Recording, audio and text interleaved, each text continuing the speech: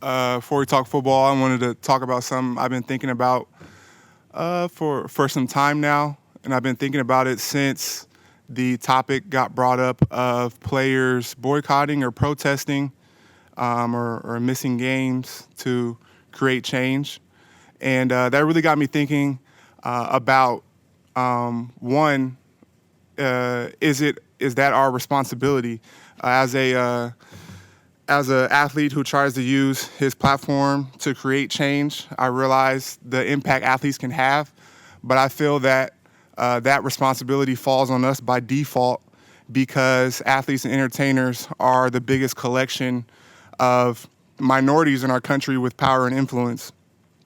And that led me into thinking about the lack of diversity with the leadership in our country and the decision makers. So these are some statistics I wanted to read. Starting at the top, 24 people lead our president's administration. Only 3 are minorities. There are 9 Supreme Court justices. Only 2 are minorities. There's 8 military chiefs. Only 1 is a minority. There's 25 people that lead the highest or the leading companies in our country. Only 6 are minorities. There's 25 people who head the top universities in our country. Only 1 is a minority. There are 15 people who direct major news organizations. Only 3 are minorities.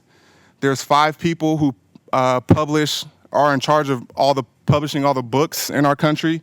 None are minorities. There are 10 people who edit most of the magazines in our country. None of them are minorities. 14 people influence most of the music in our country. Only 2 minorities. 25 people run TV networks in our country. Only 3 are minorities. 25 people in charge of fashion companies, the best fashion companies. Only 5 are minorities. There's 99 people who own professional sports teams. Only 6 are minorities. There's 100 people who write laws in our country. Only 9 are minorities. There's 50 people who are governors. We have 50 governors. Only 3 are minorities. So I can continue to read statistic after statistic on the lack of diversity in our leadership, but that's the main thing I've been thinking about and wanted to pose and have people think about as well is creating more diversity in the leadership and the decision makers in our country.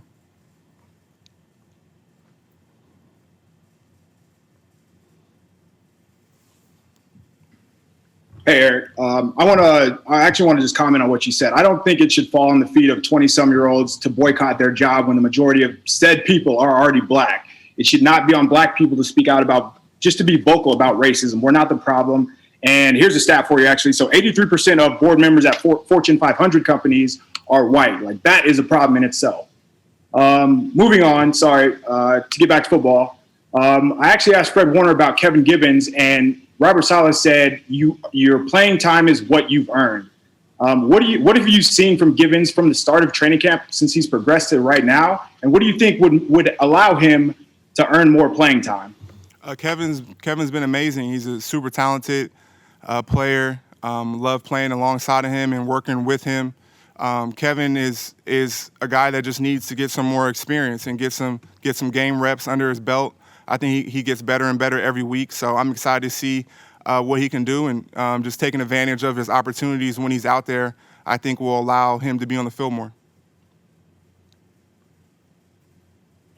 Eric, when you play on the edge, what are the challenges and responsibilities that you have and that you have to face when trying to prevent the quarterback from scrambling and or just gaining yards on design runs? What areas do you guys need to improve on to slow that production down?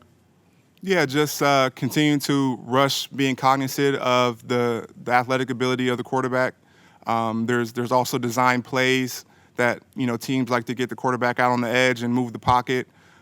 So that's film study and that's kind of knowing and being ready for it. So we can definitely do better in that category, rushing together, and really it just comes to getting them down.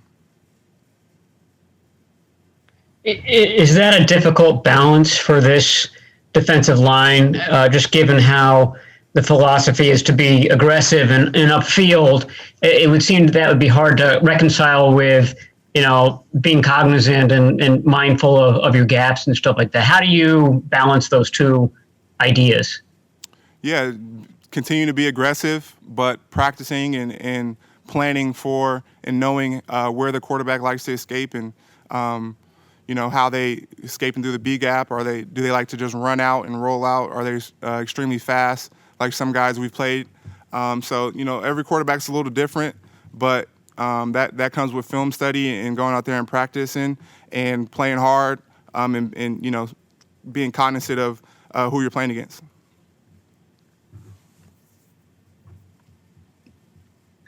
Hey, Eric. Robert Saleh was just in there talking about the challenge in balancing discipline and your instincts when you're on the field. How do you find that balance?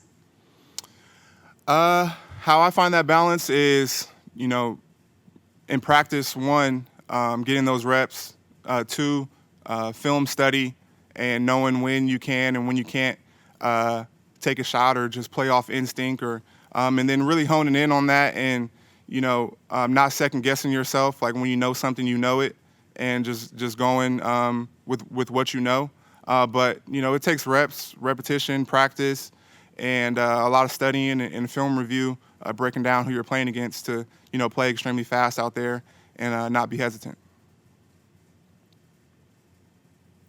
Eric, when you look back at your rookie season to today, can you just talk about the areas where you've really seen that you've grown and what you've done to get to the place that you are today? Yeah, I think my whole career I've been moving around a lot, so that has made me be super versatile, which I think helps me a lot. Definitely a completely different player than I was, my rookie year playing in a 3-4, 2 gap in, and this is a completely different scheme. So if you would have asked me when I was a rookie, did I see myself doing, the things I'm doing now, I probably would have said no, but I've, played all up and down the line. I've played nose guard at times, played wide 9 at times, 3 technique, 5 technique. I pretty much played everything. So, and if I'm playing it, I want to be good at it. So just continue to get better and better and be versatile and allow the coordinator and my team to use me the best way they see fit.